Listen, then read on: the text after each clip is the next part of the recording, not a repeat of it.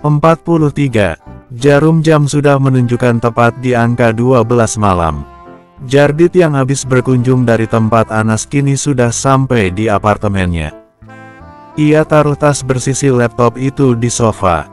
Ia langkahkan kakinya menuju kamar. Kemudian ia baringkan tubuh di atas kasurnya. Dengan deruh nafas yang masih terdengar ia pejamkan mata, pikirannya masih berkelana akan kata-kata wanita itu tadi. Tak Jardit sangka ternyata sudah 2 bulan ia bersama wanita itu. Lalu bagaimana dengan hatinya sekarang? Kenapa wanita itu berhasil membuat hatinya menjadi selema ini? Kenapa Jardit menjadi peduli akan semua rencana wanita itu? Dan, kenapa ia masih ragu dengan semua ini? Apa sebaiknya ia mengalah dan membiarkan wanita itu menang akan rencana misinya? Namun jika begitu bukannya semua menjadi tak adil untuknya. Ia kembali ingat apa yang dikatakan Windu. Semua benar apa adanya, perihal perasaan memang tak ada yang tahu.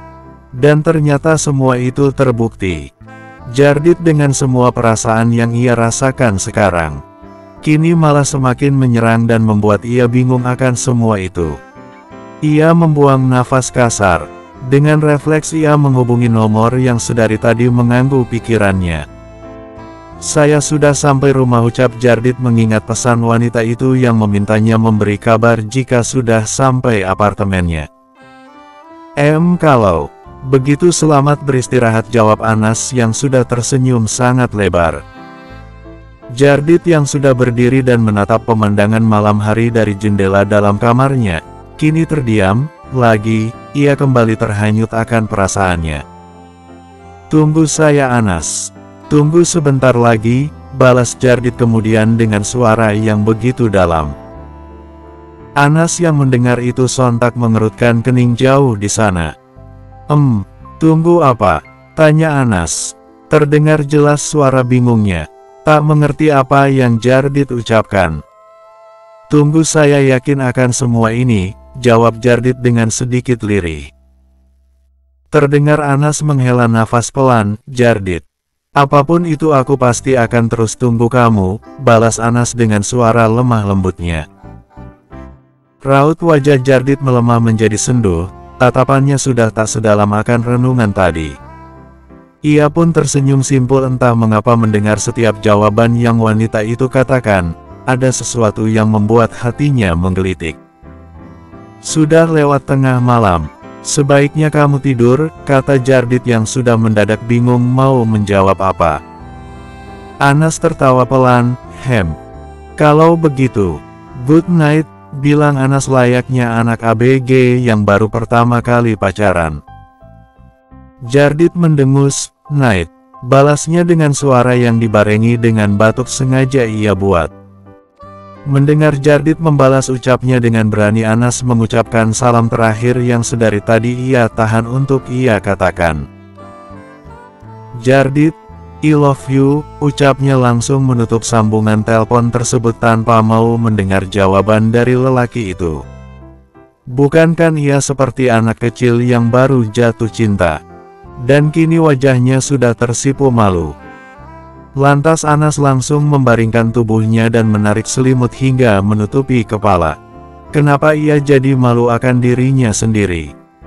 Jauh di sana Jardit sedikit terkejut dan tersenyum setelah mendengar apa yang diucapkan wanita itu. Andai wanita itu tak menutup dengan tiba-tiba mungkin ia akan membalas ucapan wanita itu tadi. Tawa kecil pun muncul tak kala ia pastikan wajah merah wanita itu sedang bersemu sekarang. Pagi ini Anas bersiap dengan penampilan yang begitu sepadan dengan setelan blus putih dan rok span selutut, membuat ia terlihat sangat manis menggunakan itu.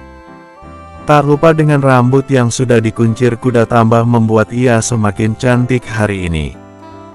Dan terakhir sepatu hak tinggi warna abu yang sangat pantas dengan setelannya hari ini. Setelah selesai dengan penampilannya, kini ia pun mengambil sebuah roti yang sudah ia panggang tadi dengan segelas susu yang sudah ia siapkan di atas meja. Mengingat hari ini adalah meeting lanjutan yang sempat tertunda waktu itu, membuat Anas berjaga agar tak terjadi lagi insiden tentang Mah yang kembali kambuh nanti. Lalu setelah itu ia segera bergegas menuju halte bus. Ia hembuskan nafas semangat hari ini, ia pastikan tak akan membuat Jardit kecewa. Dan ia yakin semua akan berjalan dengan lancar. Anas mengucap syukur saat melihat jalan pagi itu tak macet. Semua itu membuat Anas sampai tepat waktu. Melihat gedung besar yang sudah ada di depan matanya tanpa menunda, Anas langsung turun dan bergegas masuk ke dalam gedung itu. Sesampainya ia di dalam gedung tersebut, ia lantas menyiapkan bahan yang sudah ia kerjakan semalam dengan Jardit. Saat akan beranjak menaruh ke ruangan Jardit, mendadak Anas terkejut tak kala melihat Pak Andri dan Jardit kini sudah berjalan ke arahnya. Anas pun lantas langsung menundukkan kepala untuk menyapanya. Melihat Anas, kini Pak Andri berhenti diikuti dengan Jardit yang sudah berdiri di samping lelaki paruh baya itu. Terlihat Andri tersenyum membalas sapaan Anas. "Sudah lama Om enggak ketemu kamu, apa kabar Anas?" Tanyanya menatap Anas dengan senyum di wajahnya. Anas mendongak dan ikut tersenyum. "Anas baik Om," balas Anas dengan raut wajah yang masih bingung. Tak biasanya Pak Andri ke kantor Jardit. Jardit yang sedari tadi melihat interaksi Anas yang kini bertanya-tanya akhirnya membuka suaranya. "Hari ini Pak Andri akan ikut meeting," sahut Jardit. "Kemudian, udah kamu siapin semuanya?" tanyanya kepada Anas. Anas yang terkejut mendengar itu pun langsung melihat Pak Andri yang sudah mengangguk membenarkan ucapan Jardit. Lalu ia pun menatap Jardit bergantian. "Sudah Pak," jawab Anas dengan pasti. "Kalau begitu kamu langsung ke ruang meeting," pinta Jardit sembari melihat jam di tangannya. Anas mengangguk patuh. Lalu dengan sopan ia pamit dan melangkah ke ruang meeting masih dengan raut wajah yang bertanya-tanya. Apa ini meeting yang sangat penting sehingga Pak Andri selaku CEO perusahaan ini ikut menghadiri pertemuan yang bahkan sempat tak berjalan lancar? Tanpa banyak berpikir Anas lanjut melangkah masuk menuju ruang yang sudah banyak klien yang ia tahu adalah klien petinggi dari perusahaan lain. Dengan gugup Anas akhirnya masuk memberikan bahan presentasi pada pegawai yang bertugas mengendalikan proyektor, lalu ia pun duduk di tempat khusus sekretaris. Selang berapa menit ia masuk. Kini Jardit dan Pak Andri pun masuk. Melihat itu tiba-tiba seisi ruangan berdiri menyapanya. Kemudian dengan hitungan detik ruangan menjadi hening. Setelah itu terlihat Jardit yang sudah berdiri di depan dan menyambut para kliennya. Tak lama kemudian ia pun mempresentasikan proses proyek yang berada di Singapura dengan lancar. "Saya ucapkan terima kasih kepada perusahaan yang sudah mau bekerja sama mengembangkan proyek di Singapura ini," serunya. "Untuk itu proyek ini sudah sah berdiri," lanjutnya diiringi dengan tepuk tangan dari para klien. "Dan untuk memastikan kelancaran, saya yang akan mengunjungi dan meresmikan di sana. Sekali lagi terima kasih atas kesempatan hari ini," tutup Jardit membungkukkan tubuhnya. Anas yang melihat kelancaran meeting hari ini sontak ikut senang ternyata adanya Pak Andri di sini untuk ikut merayakan keberhasilan proyek Jardit. Melihat Jardit yang tersenyum lebar membuat Anas ikut tersenyum. Apalagi kini Jardit sudah melihat ke arahnya dengan sangat dalam dan tersenyum dengan manis. Bersambung 44. Meeting pun akhirnya selesai. Banyak klien yang memberikan selamat pada Jardit akan keberhasilan proyek ini. Bahkan banyak pegawai kantor juga memberikan ucapan selamat. Melihat itu semua seperti ada kebanggaan dalam diri Anas, mengingat Jardit yang selalu fokus akan semua target yang dijalanin. Menjadi nilai plus alasan mengapa ia menyukai Jardit. Anas yang sedari tadi mengikuti Jardit di belakangnya hanya bisa tersenyum tanpa bersuara. Kini ia dan Jardit sedang mengantar Pak Andri ke depan pintu gedung. Sesampainya di luar gedung Pak Andri menatap Jardit sejenak. Ia tersenyum sembari memeluk Jardit. Terlihat jelas jika lelaki parubaya itu sangat bangga akan semua usaha anaknya. Terima kasih nak, udah mau jalanin proyek ini, ucap Andri melepaskan pelukannya. Jardit ikut tersenyum dan mengangguk. Jangan sampai sakit lagi ya, balas Jardit. Dan direspon dengan tepukan pada bahu Jardit. Lalu Andri mengalihkan tatapannya ke arah Anas. Lelaki itu melangkah mendekati Anas dan langsung memeluk Anas hingga ia terkejut. Anas, terima kasih sudah mau bantu, Jardit, kata Andri ramah. Anas yang masih menegang, akhirnya membalas pelukan Andri dan berucap dengan gagap.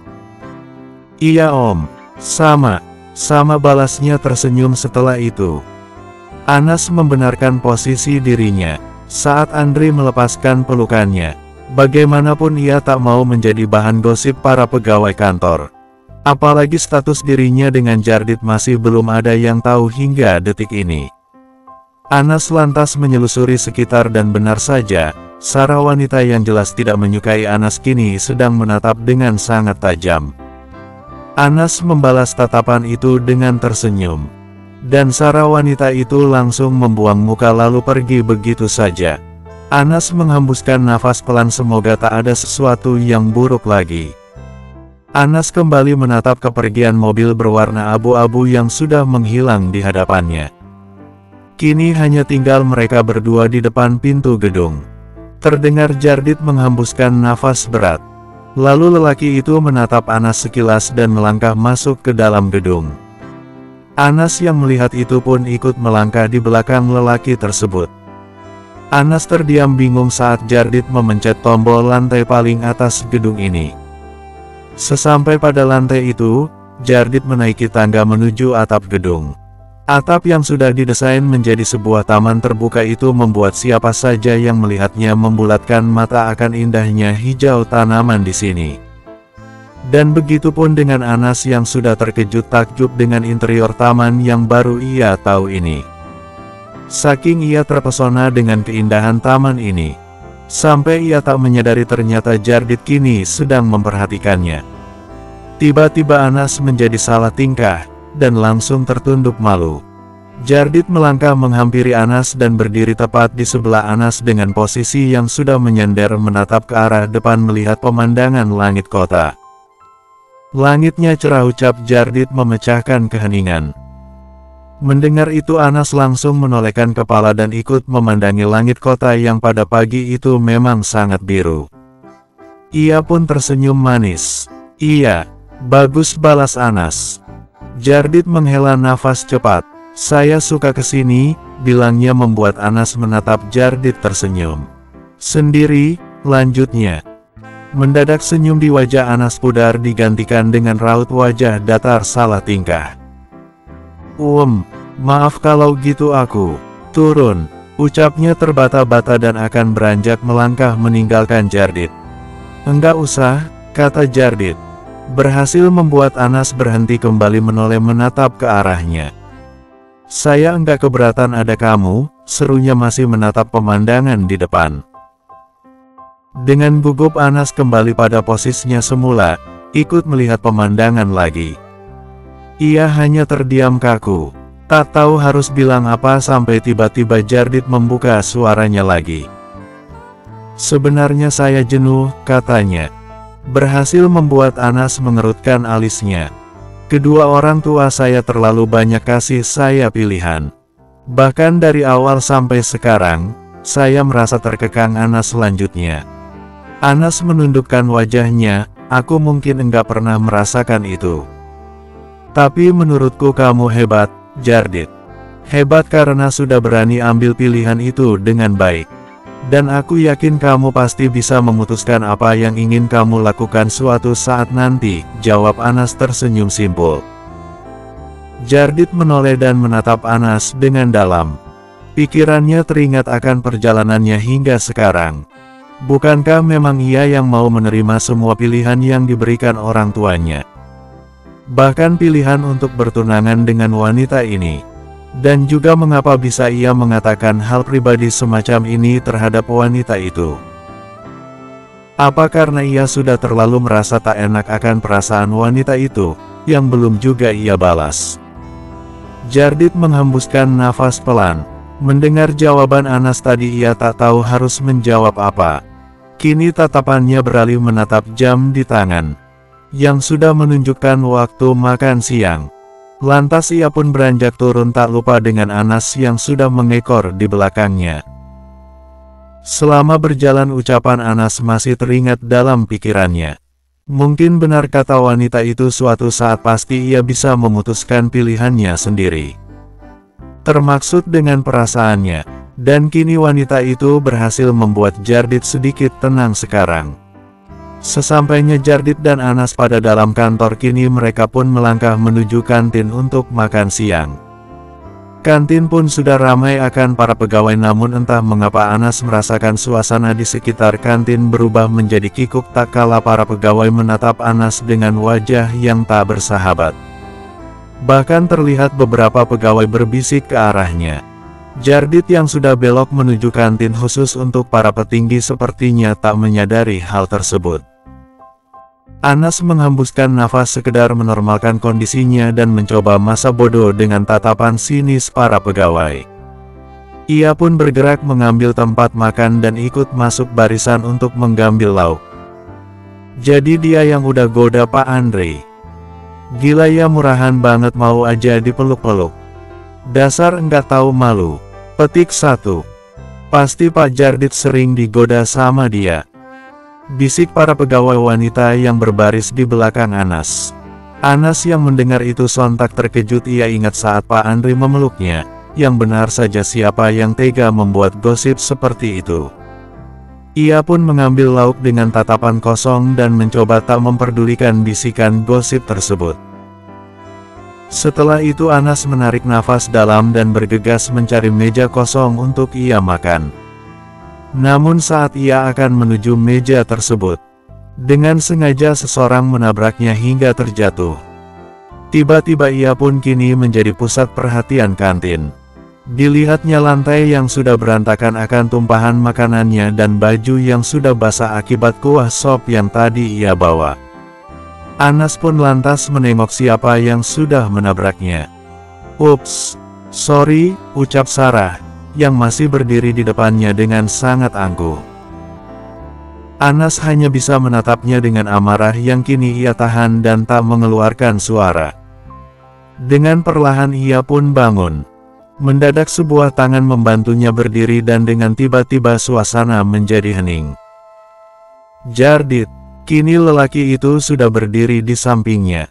Ia menatap penampilan Anas yang sudah berantakan dengan miris. Lalu secara bergantian ia menatap Sarah yang masih berdiri dengan tajam. Ia hembuskan nafas kasar dan berucap, "Pengumuman!" teriak Jardit. "Hari ini saya akan beritahu bahwa Anastasia Widodo adalah tunangan saya," bilang Jardit. Sukses membuat semua pegawai terkejut, tak menyangka begitu pun juga Anas yang sudah menganga menatap Jardit. Bersambung.